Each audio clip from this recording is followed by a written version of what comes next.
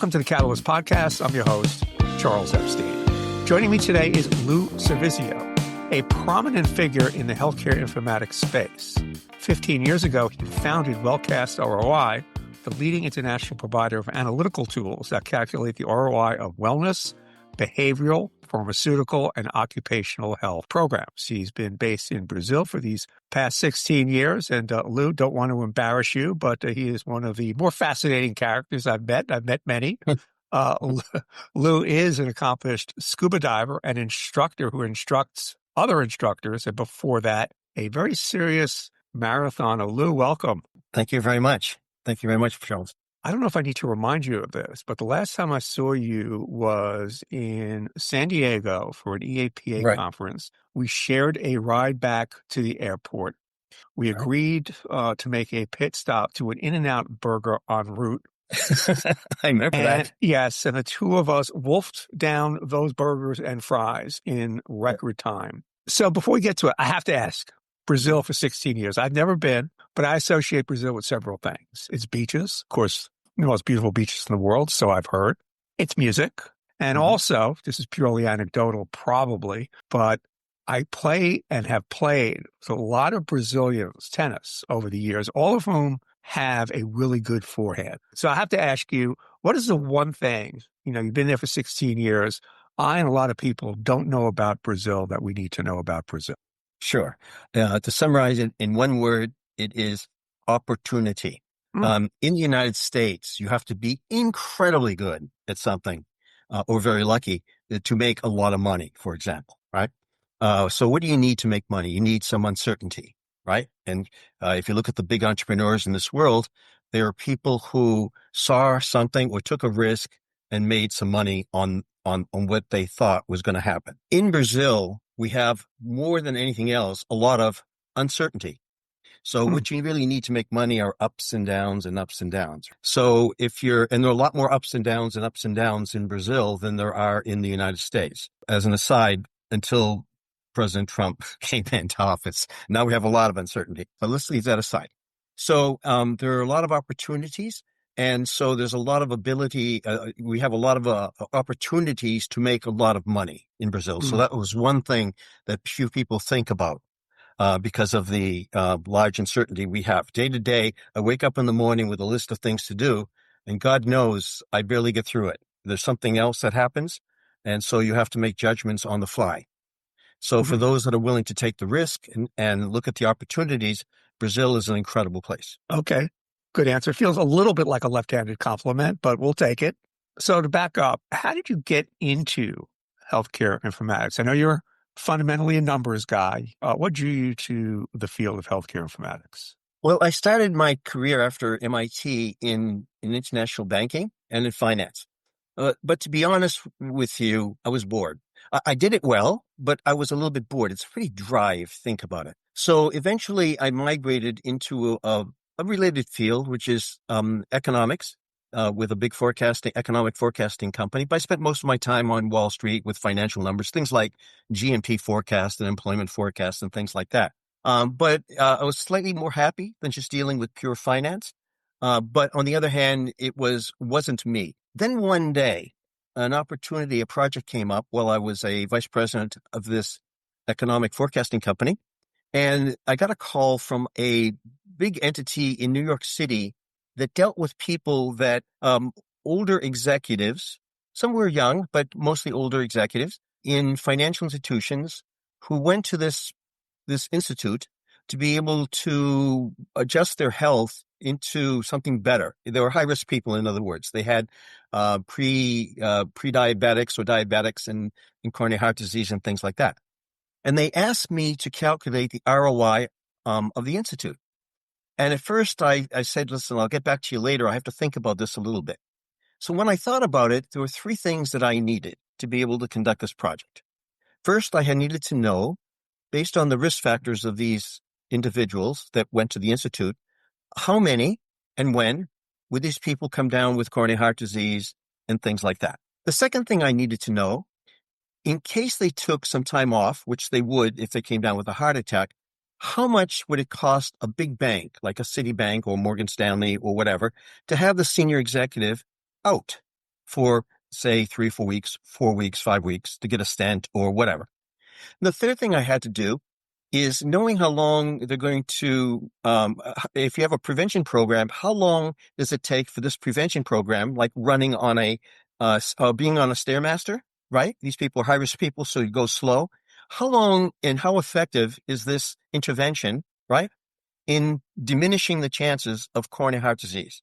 So when you talk about time in finance, you talk about the word that comes to mind is present value. So something that happens, 3 years from now, hospital prices the treatment costs will go up because of inflation, right?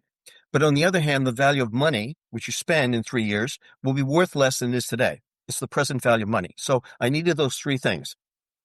So I knew how to do the financial part, present value. That was a piece of cake. I knew how to calculate productivity of a senior executive working for a major financial institution in New York City. I knew how to do that. What I didn't know was how to predict risk factors and translate that into the number of people that will come down with coronary heart disease or diabetes or the disease. So I talked to a friend at Harvard Medical School. He was obviously a physician. And he said, well, use the Framingham model.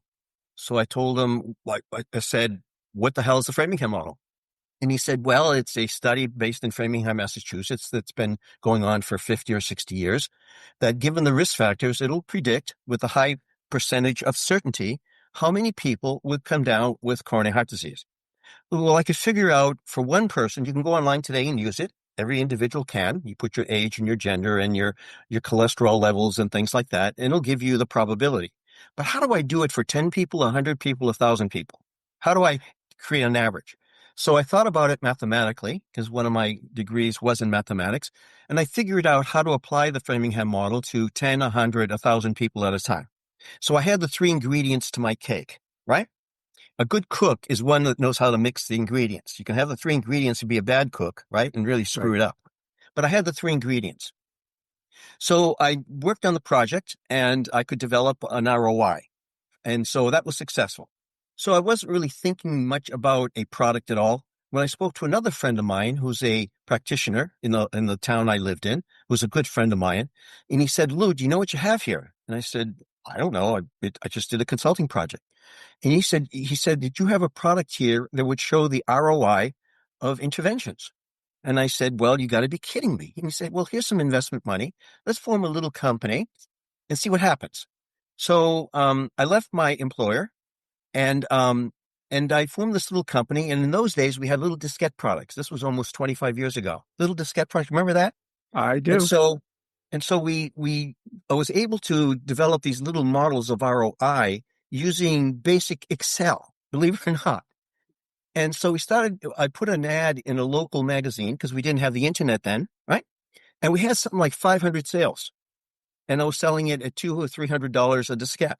So I'd produce these little diskettes, we'd shrink wrap the user guide and run to the post office and mail these things out to our users. And the users were HR people, people in CFOs and things like that. And then one day I got a call from a large pharmaceutical company, and they said, we'd like you to use your models to predict the ROI of our cholesterol medications. So I thought, well, okay, I rushed off to the pharmaceutical that very day, even though there was a snowstorm coming into Boston. And we closed a deal to give the pharmaceutical an exclusive to the coronary heart disease module. And then I ran off to Indianapolis where there's another pharmaceutical, right? And I sold one for diabetes. And it kept on growing. And then we hired Let me stop you there for a moment. Sure. It sort of begs the question, the first incarnation of this coronary heart disease, you had the benefit of the Framingham model, which of course served up, what do you say, 50, 60 years of data on that particular thing. But in determining these other interventions, where did you get that historical data? Sure. What you need is, for example, let's talk about COVID. Right? Let's move it from coronary heart disease to COVID. Well, all I need for COVID is the prevalence rates of COVID in that specific region, in this case, the United States, right? Which is different from Brazil, which is different from India, which is different from Australia. If you think about diabetes, the prevalence rates of diabetes in the United States is very different from the prevalence rates of diabetes in Brazil or South Africa or Italy, right? So I need what someone calls an epidemiologist. And the epidemiologist would simply provide me with the prevalence rates or the incidence rates, depending on what the disease is, of the various conditions that develop, whether it's depression, substance abuse, things in the behavioral side, or whether it's the diabetes level, the number of people come down with diabetes in a particular country. The coronary heart disease was the most complex of them all because it required a lot of risk factors. Just because someone has high blood pressure doesn't mean they're going to come down with coronary heart disease, right? Because some people do have high blood pressure naturally. Depends on the cholesterol levels, depends on a lot of other factors too, right? So that the coronary heart disease was the most complex of them all. For example, next came diabetes. The problem with diabetes is not diabetes. The problem with diabetes is 6 or 7 comorbidities, coronary heart disease, for example, and problems with other parts of your body, even amputations. So you got to get the percent of people who have diabetes that will come down with a comorbidity. Okay. So, and then also what you need in addition to that is how long are they out? And the answer is it depends. Depends on the severity. If you land up in intensive care, they're out for a long time. If they land up just in the hospital taking a look, maybe less time. If they treat it at home, it's even less time. And then the medical cost of those 3 examples I gave is very different. So what we did over time, we expanded from coronary heart disease and diabetes into 50 preventable diseases. And each one has a different time that you're absent in a different amount of time that you're distracted. For example, behavioral issues like depression and things like that, you're more distracted, that's presenteeism, than you are absent. If you have coronary heart disease and physical diseases, it's the opposite. You're absent more than you're distracted. So in time, we used research to figure out the amount of time, and depending on how severe the incidence or prevalence rates will be, we were able to figure out how many days you're absent. Now, if you think about it, and I know you're going to ask a question about the workplace outcome suite in a minute, if you're absent one day because of coronary heart disease or something else, maternity leave or something like that, or the common cold, if you're absent one day, the cost is one day. It doesn't matter what you have. What you have will affect how long you're out, right? And the medical treatment cost. So we're able to apply this model to just about any behavioral and physical preventable disease. If it's not preventable, ovarian cancer maybe, it just happens. I'm not able to do anything with it. So over time, because of the pharmaceuticals and because of the demands by my clients, we expanded the product into 50 morbidities, 50 types of conditions, and we divide the world into behavioral and physical, although we shouldn't.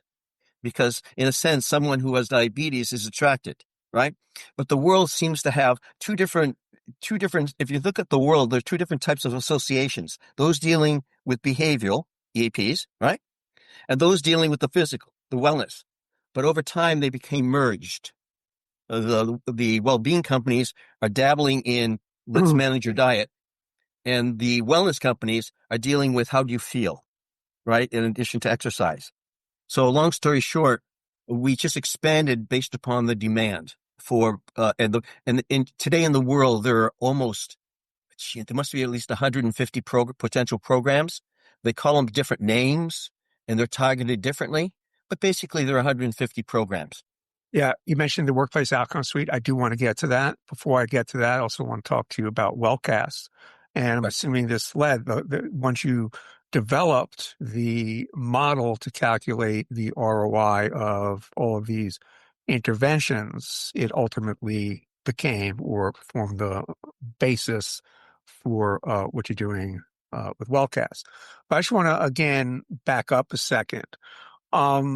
Providers of wellness, EAP, behavioral and occupational health programs haven't historically been an easy sell to senior management. I'm sure the very idea of doing an ROI analysis got pushback initially. They may have looked at this with a bit of a jaundiced eye. What was it like early on selling these services? Actually, believe it or not, the demand has always been there. The problem is it's badly understood. There's nothing, because when an HR person would like nothing more to be able to get approval for their program instantly. The problem is skepticism by the people, usually financial people, that approve the programs. Why? Because if you're a financial person, it's quite rational what you're doing, right? For example, let's suppose a financial person wants to approve the opening of a new manufacturing plant. Okay, so they'll do analysis of the demand for the product, right? They'll look at competition from China and things like that. Then they'll look at how many widgets are going to be produced. And then based upon some other factors, they give approval. But then comes the unknowns, the cost of the land, the cost of building a factory, the cost of the machinery. And then And there's the external risk factors and all risk that. factors. Yeah. But they can quantify each one of those. Right. And they can look at probabilities. Now let's look at healthcare. So if someone comes to you, say a physician inside, and talks to the chief financial officer of a big company and says, we reduce blood pressure 20%, well, it sounds good. Sounds really nice, in fact. But the financial person is left with what are the savings from that? What do I gain from that? So if I invest $1 million in an in-house gym, how do I know it's producing an ROI, right? So if the physician had said, we reduce blood pressure 20%, and that means that'll generate an extra cash flow of $2 million, and the internal rate of return is 22%. Now I know what it means to reduce blood pressure 20%, Mhm. right? I've converted stuff that only physicians and healthcare people and clinicians love to talk about into money, into financial terms.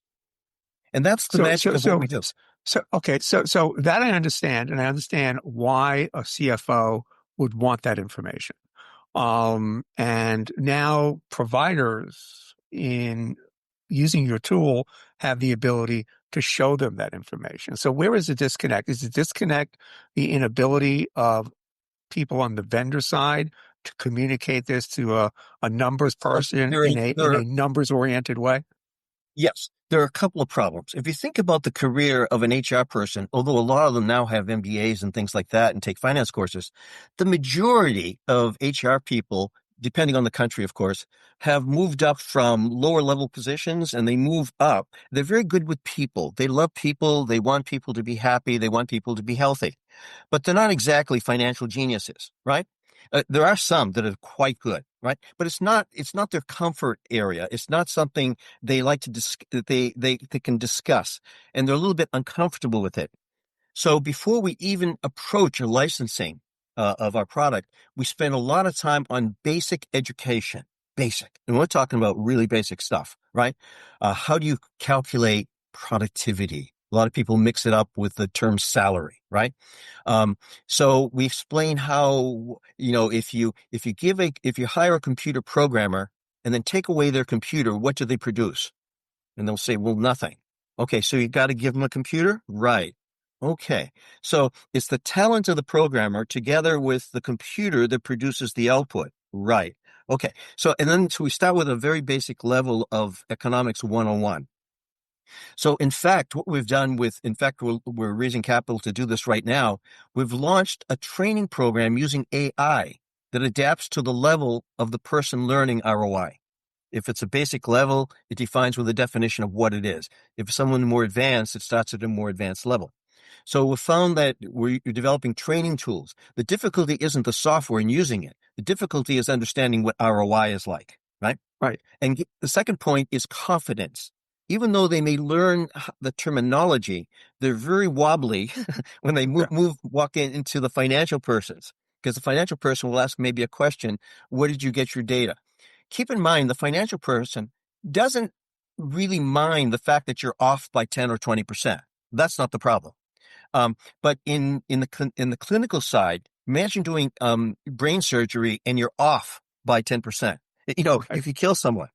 Right. So we're used to, in the clinical side, a perfection incarnate based upon innumerable studies, whereas the financial world is based on uncertainty, and we give probabilities of each thing occurring. And we want to know the worst that can happen and the best that can happen. We're okay with that. But the HR people think that you have to have perfection incarnate, and that creates a disconnect. I'm going to ask you a question I wasn't expecting to ask, but it sort of just occurs to me. I think organizational dynamics have changed over the last handful of years. So, for instance, one major change is that there is more teamwork. People work in units. Could be remote, could be hybrid. Does that affect the productivity calculation? Because, for instance, when in the past people were more independent units, arguably. And if they're out a day or a couple of days, maybe there's a clearer line between their being out or they're being distracted and the ROI. But now if somebody's out, there are a lot of downstream effects affecting their team in ways that may be harder to calculate. Is that a reasonable thing to Well, there are two think ways about? of answering this. One is in general, has work from home increased productivity or not? And the answer is unclear. Some experts say it does, some others say it does not. However, from my point of view, from the software point of view, there's only one power user, right? And the other's contributing their know-how. Because nowadays, if you look at a large international company, you'll have an expert on occupational health. That's all they know. Then you'll have an expert on something else, diabetes. Then you'll have an expert on a psychologist who's an expert in psychology. So when we develop a forecast of the different programs, we have to know what those programs are and who are the specialists. And then we deal with each of the specialists for each of the modules within the software. For depression, we'll deal with a psychiatrist. For muscular injuries, occupational health, we'll deal with someone who's really good with exercise and the parts of the body that move, right? So we have to bring these teams together. Now, if we all let them talk at the same time, we're in trouble, right? Because one will talk on top of the other. And then, of course, the world is data rich and information poor. God knows there are databases of blood pressure that just go on and on forever, but it doesn't tell me anything. I need to know something else. I need to know the opinion of the physicians of this population of 100 people. How many people would you qualify as being very high risk? And I provide a definition of that. What do I mean by high risk? And then if you have a program, how many people what percent are very high risk now would move to one level down, high risk? And of those that are high risk, what percent of those are you going to move to moderate risk, right? You don't jump from a very high risk to a marathoner, right? So we use human judgment of the medical community, but we jump to the what I would need to know. I don't care about the minutia and a lot of detail. So what we try to do is, from the financial point of view, because they're looking at interest rates, there's probabilities of the Fed increasing rates and decreasing rates, and there's a lot of money moving in Wall Street, right? They don't know what will happen, but they place a bet, a probability of going down versus going up, right, to make money. The same thing with these types of programs. They don't know the financial person doesn't know exactly what the effectiveness rate will be, but they want to know how low can he get before it doesn't work anymore, before you get a negative return. How many people participate in the program and have it work to make money, the break-even points? So we introduce this break-even of the investment. What's the most you can invest given the probability of the effectiveness rate? You see? So if you think about it, I'm moving into decision support, right? From the financial point of view, and we're applying that same knowledge to the HR field or to the program field. So it's a long process because you have to educate the HR person. It usually starts with them. I tried starting with the CFO as my market, but I got a lot of pushback, not from the CFOs, but from resistance from HR because they thought they were being ordered to do something. So I've learned that it's a dual process. You have to tell the good news to the HR person, yep, we're going to get approval, and then move on step by step. But this new product of using artificial intelligence for training is going to help us a lot with that effort because it's not an easy thing to do. Lou, you mentioned the WOS, the Workplace Outcomes Suite, which was developed a number of years ago by Chestnut to measure the effectiveness of their counseling services. For those who are unfamiliar with it, it assesses changes in 5 key areas: work absenteeism, work presenteeism, work engagement, workplace distress, and life satisfaction. And it was designed to be a short, easy to administer, and psychometrically validated instrument used before and after counseling to track client improvement. Full disclosure, the WOS several years ago was sold to another vendor. It's still very much in use. Tell us about your contributions early on to the WOS. Sure. Well, I used to be a partner in an EAP in Brazil. And of course, well, there are 2 types of EAPs, those that use the WAS and those that don't, right? Those that use the WAS can actually look at the improvement in presenteeism and absenteeism and a lot of other things that the WAS does for each of their clients. Sometimes they're major clients and they don't do it for everyone, but they use it. Those that don't have a workplace outcome suite, what do I do to calculate? And those numbers I use, the results of those studies, I use in the software. Those that don't have a WAS, don't use it, what do I do? Luckily, the results from the WAS, and I think there are 400 or 500 users throughout the world, they submit their data to the one that aggregates the data, and they produce a study and shows that among the people that responded to the workplace outcome suite in South America, we had a 20% improvement in presenteeism and a 10% improvement in whatever. So I use the aggregate data for those entities, those EAPs that want to calculate the ROI of their EAP program, and so I'll use the aggregate data for their region of the world. So I use it for that. So then the problem I had is that, okay, I'm all set for EAP. What do I do for coronary heart disease and diabetes and maternity programs and COVID vaccinations, the physical side? So then I thought of something I've mentioned, that if you're absent a day, you're absent a day. It didn't matter what you're absent from. The condition will affect how long you're absent, the medical costs of treatment, but you're gone for a day, you're gone for a day, and a day is a day is a day. So I began applying the same questions to programs like osteomuscular disease, musculoskeletal, I should say, or applying the same questions to other types of physical diseases. Based on the results of this program, let's suppose someone has back problems sitting in their chair. So, and then they introduce a program of maybe back braces or something that avoids carpal tunnel syndrome or a better chair, something as simple as that. Okay, so they've improved the back pain level of the people. Okay, so we can ask the same question. Given your back pain, how much did the chair reduce the level of absenteeism and presenteeism? I ask the same question, right? The fact that you're absent or distracted could be any disease. It could be depression, or it could be a chair that doesn't work very well for you. So I began applying the questions to the other fields, the physical side. So it occurred to me that why, and a lot of it was just applying the questions, but I'm not an academic and I don't have a doctorate. So wouldn't it be nice to develop questions that were academically valid and can be used on the physical side also? And that's when I contacted, Chestnut Global Partners that I've had a contact with over the years.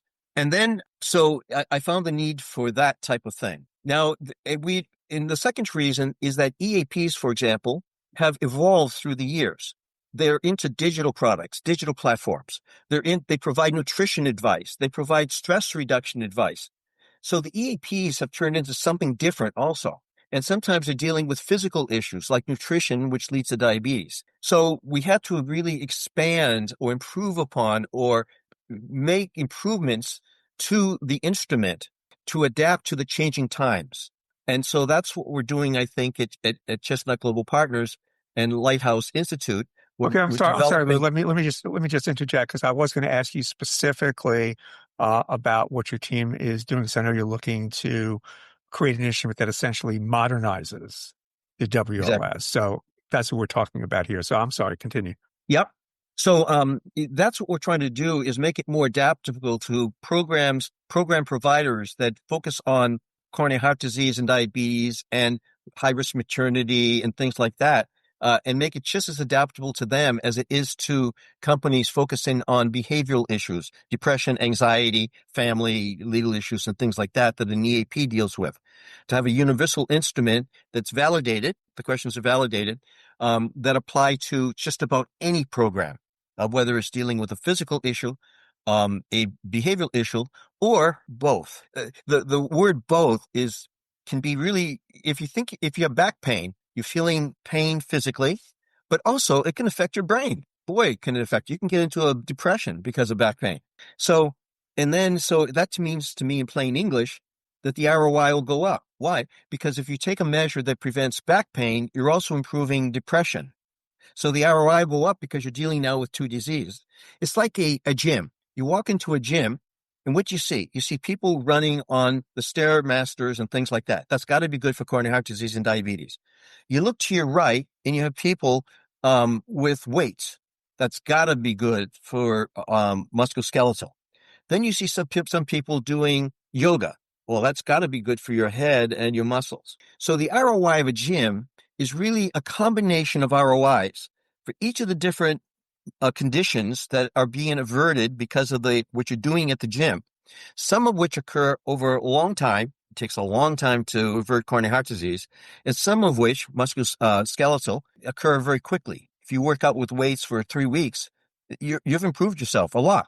Whereas you have to be walking on a Stairmaster for months upon months to be able to make a change for coronary heart disease and diabetes. You see? But it's the same idea. Where does this all come from, these ideas? From portfolio theory, right? In finance. You have some, when you have a balanced portfolio, you have some with very high rates of return, balanced by some of those with lower rates of return that are more conservative. So you're balancing risk versus reward. So, for example, me in Brazil, I'm dealing with dollars and reais, so I try to stay neutral. So if the real goes down or up, I stay equal. I lose money in one country, but make it in another. So all these ideas that I have are applying modern financial theory, portfolio theory, to healthcare in a sense. But I don't call it that. Just between us and now this we're putting out in video form. But really, I'm just applying the same techniques that we have in finance today to healthcare. Okay, so if we were going to reduce this conversation to one word, it would be diversify. Exactly. What is the ETA on this new tool? I believe it's going to take about 6 months or 7 months to produce it from the original questions being validated to something that we can announce to the market. So we're beginning the discussion with everybody, letting them know that we're working on this. And of course, with the I'm not going to take sides politically, but with the Trump administration, as we know, there's a lot less money flowing into the nonprofits, right? It's been cut back a lot. And so we're doing something, we're raising capital in the private sector to be able to fund something in the public sector. So I'll be spearheading that effort, trying to raise money from large multinationals, other EAPs throughout the world. So to be able to fund the research that goes into these types of things. And so it's useful to everyone. It's about time we do this, by the way. And so that's one of my duties with this workplace outcome suite. Excellent. Looking forward to that. I'm going to have you back on when this tool is ready to be rolled out. Yes, I look forward to it. It's been a while since I saw you. It's really nice catch up, and all the best on all the work you're doing. Thank you very much. Take care, Charles. Today, I spoke with Lou Servizio, the founder of Wellcast ROI, the leading international provider of analytical tools that calculate the ROI of wellness, behavioral, pharmaceutical, and occupational health programs. This is Charles Epstein for the Catalyst Podcast. Thanks for listening.